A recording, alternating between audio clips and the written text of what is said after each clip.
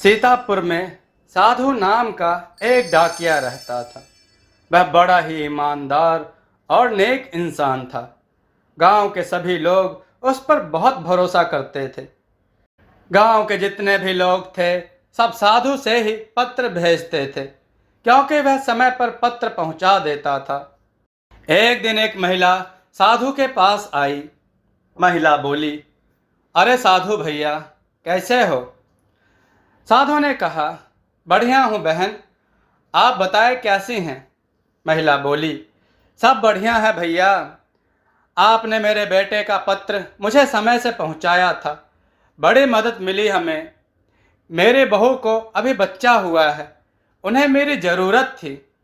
अगर जल्दी से पत्र नहीं मिलता तो उन्हें बड़ी दिक्कत होती शहर में अकेला बच्चा संभालने में। धन्यवाद आपका। साधु बोला, अरे बहन, यह तो मेरा फर्ज था, कोई बात नहीं। इतना कहकर साधु वहां से आगे चला जाता है। फिर मीरा दीदी के पास पहुंचता है। साधु बोला, मीरा दीदी, आओ बाहर आओ, तुम्हारा पत्र ले आया हूं। मीरा दीदी ने कहा, लाओ भैया, आपका बहुत बहुत धन्यवाद।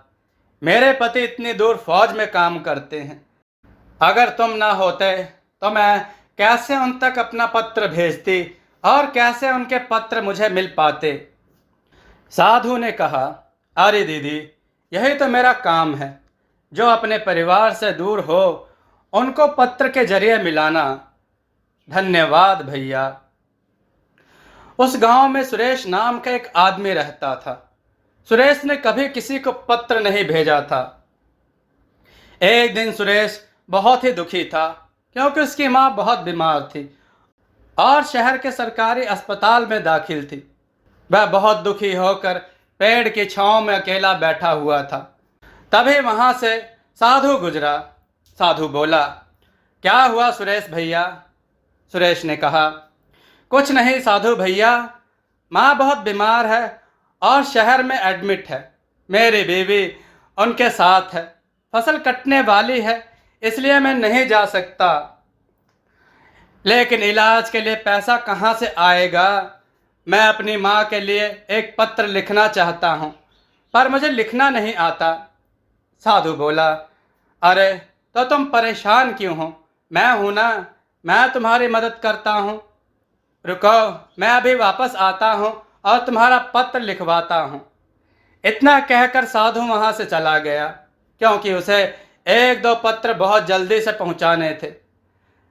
सुरेश वहीं पर बैठकर साधु डाकिये का इंतजार करता रहा। कुछ ही समय में साधु वापस आ जाता है। सुरेश बोला, अरे आप आ गए साधु भैया। साधु ने कहा, हाँ चलो अब मिलकर तुम्हारी माँ के लिए पत्र लिखते हैं। सुरेश ने साथ में अपनी माँ के लिए कुछ पैसे भी भेजे। सारा पत्र साधु डाकिया ने लिखा था, पर पत्र कहाँ भेजना है वह पता सुरेश ने लिखा था। साधु बोला, भाई तुम्हारा पत्र तैयार है और मैंने पैसे भी रख दिए हैं। 2-3 दिन के अंदर यह तुम्हारी माँ तक पहुँच जाएगा। मैं पूरी कोशिश करूँगा कि इसे जल्द से जल्द पहुँचाऊँ। सुरेश बोला, आपका बहुत बहुत धन्यवाद भैया। सभी अपना अपना काम करने लगे। पत्र को भेजते हुए 1 हफ्ता हो गया था। एक दिन अचानक सुरेश साधु के दफ्तर में आ जाता है। वह बहुत गुस्से में लग रहा था। साधु बोला, अरे क्या हुआ है सुरेश, इतने गुस्से में क्यों हो? सुरेश बोला, साधु भैया, मुझे पता चला है कि मेरी माँ का पत्र अभी तक नहीं पहुँचा। मुझे आपसे ऐसी उम्मीद नहीं थी। आपने मुझे बेवकूफ़ बनाया। मैंने आप पर भरोसा करके पैसे दिए थे। आपने मुझ अनपढ़ गरीब के साथ ठीक नहीं किया। साधु बोला, अरे नहीं भैया, मैंने ऐसा कुछ नहीं किया, आपको कोई गलतफहमी हो रही है। सुरेश साधु की आगे की बात सुने बिना ही अपने आंसुओं को पोंछते हुए वहां से चला गया। अगले दिन गांव के सरपंच सुबह सुबह ही साधु डाकिये के घर पहुंच जाते हैं। सरपंच ने कहा, साधु तुमने यह क्या किया? हमारा इतने सालों का भरोसा तुमने तोड़ दिया वह भी थोड़े से पैसों के लिए। साधु ने कहा, क्या सरपंच जी, आप ऐसा कैसे बोल सकते हैं? ऐसा कुछ भी नहीं हुआ। मैंने तो अपनी तरफ से पत्र आगे पहुंचाया था और यह भी कहा था कि इसे जल्दी से जल्दी पहुंचाना। मैं नहीं समझ पा रहा हूं कि आखिर क्या हुआ। सरपंच बोला, तो फिर सुरेश की मां का पत्र और पैसे कहाँ गए भैया, अगर तुमने कुछ नहीं किया? साधु बोला, मुझे कुछ नहीं पता कि आखिर हुआ क्या है। आप मुझे एक मौका दीजिएगा, मैं पता करता हूं कि आखिर क्या हुआ है। सरपंच ने कहा, हमें कुछ नहीं सुनना है। हाँ, बस तुम्हारी यह गलती माफ नहीं की जा सकती। तुम्हें अब हम गांव में काम नहीं करने देंगे। हमें अब दूसरा डाकिया चाहिए। सरपंच की बात सुनकर साधु पूरी तरह से दंग रह जाता है और कुछ भी नहीं बोल पाता। सरपंच वहां से गुस्से में चले जाते हैं। साधु बोला, आप तो जानते हैं ना प्रभु, मैंने ऐसा कुछ नहीं किया। अब मैं कैसे साबित करूं कि मैंने यह सब नहीं किया है? अगले दिन साधु ने कहा, भैया जरा कुछ राशन दे दो। दुकानदार बोला, अरे जाओ जाओ, हम नहीं देते ऐसे धोखेबाजों को राशन, हमें माफ करो भैया। साधु यह बात सुनकर बहुत दुखी होता है। साधु बोला, भैया मैं सालों से तुम्हारे यहाँ ही राशन लेता आया हूँ और आज तुम ऐसा कह रहे हो?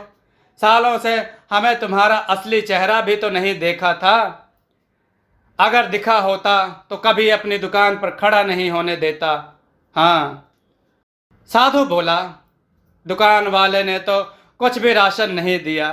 2 दिन से काम पर भी नहीं गया हूँ। ऐसा चलता रहा तो भूखा ही मर जाऊंगा मैं। साधु बहुत घबरा जाता है।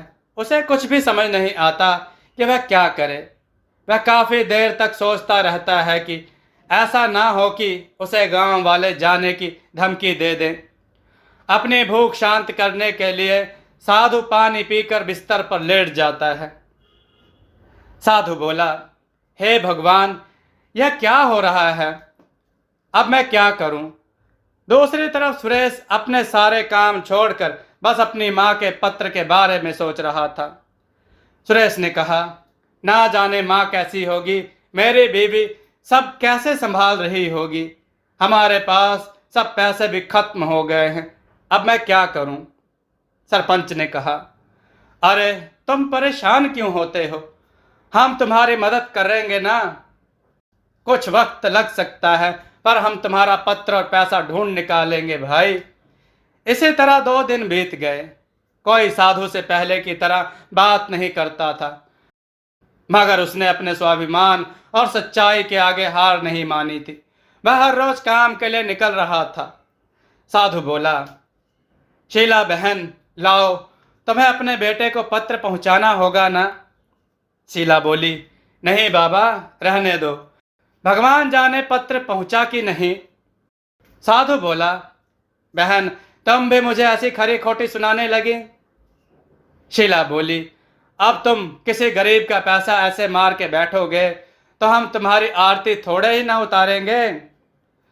साधु अब तक सब कुछ चुपचाप सह रहा था, मगर शीला की कड़वी बातें उसके दिल पर लग गई। साधु बोला, ठीक है बहन, मेरे ही कुछ भूल रही होगी, चलता हूँ। हाँ हाँ, जाओ जाओ, तुम्हारे जैसे चोर चक्कों को यहाँ रोका भी किसने है, आए बड़े संत कहीं के। 2 दिन बीत गए और साधु डाकिया अपने घर से बाहर नहीं निकला।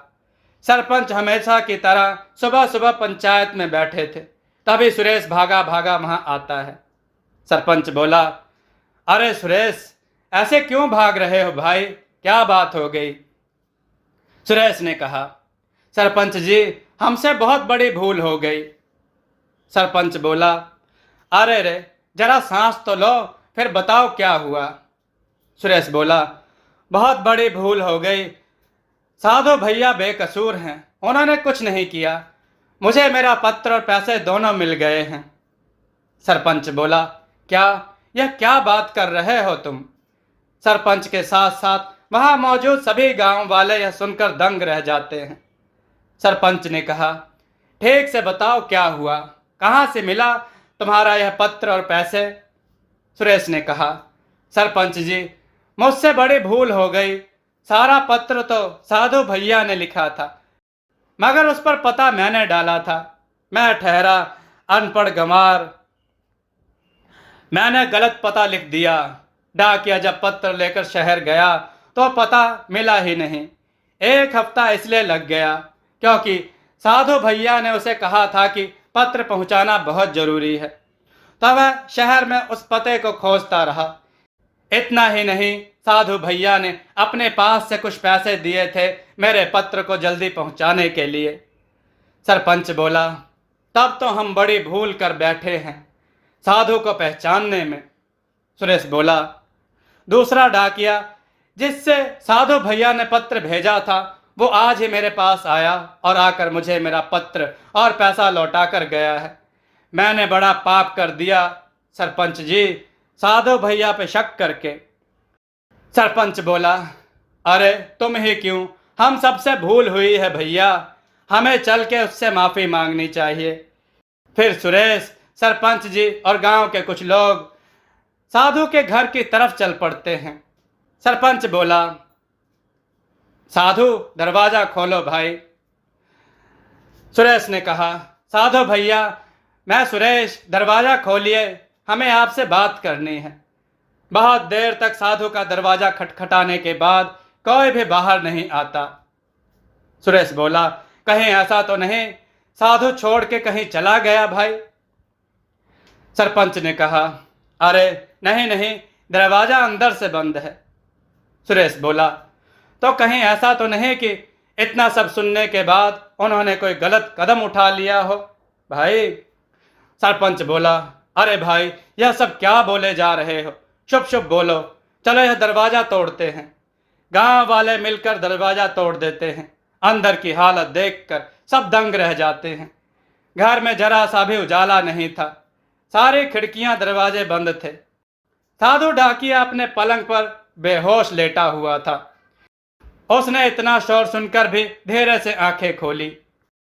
सुरेश बोला, अरे भैया, यह आपने अपना क्या हाल बना लिया है? साधु भैया, मुझे माफ कर दो, मैंने आपकी ईमानदारी पे शक किया, आप सही थे, भूल मुझसे हुई, मुझे मेरे पत्र और पैसे वापस मिल गए। साधु ने कहा, अच्छा हुआ भैया, अब माँ कैसी है? साधु की बात सुनकर सुरेश की आंखों में आंसू आ गए। उसने साधु की हथेली पकड़ ली और माफी मांगने लगा। सरपंच बोला, साधु, ये तुमने अपना क्या हाल बना लिया है भाई? साधु ने कहा, मैंने इतने साल इस गांव की सेवा करके बस विश्वास और मान सम्मान ही कमाया था। मैं उसे ऐसा टूटता हुआ देखकर खुद भी टूट गया, इसलिए मेरी हालत हो गई। सरपंच ने कहा, अब हम सबको माफ कर दो साधु, हमें तुम्हारे साथ ऐसा व्यवहार नहीं करना चाहिए था, हमसे भूल हो गई भाई। साधु बोला, कोई बात नहीं, मैंने आप सबको माफ कर दिया है, अब परेशान मत हो। और हाँ, मेरा एक काम जरा जल्दी से कर दो। सुरेश बोला, क्या काम? साधु ने कहा, मीरा दीदी है ना, जिनके पति फौज में हैं, देखो मैंने उनके पति के नाम से एक पत्र लिख के रखा है, जरा उन तक पहुंचाना। उनके पति को मरे हुए अब साल भर होने को आया है, अगर मैंने उन्हें सच बता दिया तो वह जीते जी मर जाएगी, इसलिए उनके पति के नाम के झूठे पत्र लिख देता हूँ, कम से कम इसी सहारे वह जिंदा तो रहेगी। साधु की बात सुनकर सबकी आंखों में आंसू आ जाते हैं। सरपंच बोला, तुम बहुत महान आदमी हो साधु, हम एक बार फिर से तुमसे माफ़ी मांगते हैं। और हाँ, तुम भी अब अपनी सेहत सही कर लो भाई, क्योंकि कल से तुम्हें ही फिर से सब पत्र पहुंचाने हैं, क्योंकि तुम ही हमारे गांव के नंबर 1 डाकिया हो भाई। सरपंच की बात सुनकर साधु के चेहरे पर एक मुस्कान आ जाती है। साधु बोला, जी जरूर। इसके बाद साधु पहले की तरह हर रोज खुशी खुशी गांव वालों की सेवा में लग जाता है। दोस्तों, आपको यह कथा कैसी लगी? अपने विचार और सुझाव कमेंट में जरूर दें। हमारी कथाओं को लाइक करें, हमारे चैनल को सब्सक्राइब करना न भूलें, हमारी कथाओं को शेयर जरूर करें, जिससे लोगों को अच्छा ज्ञान प्राप्त हो। जय श्री राम भक्तों।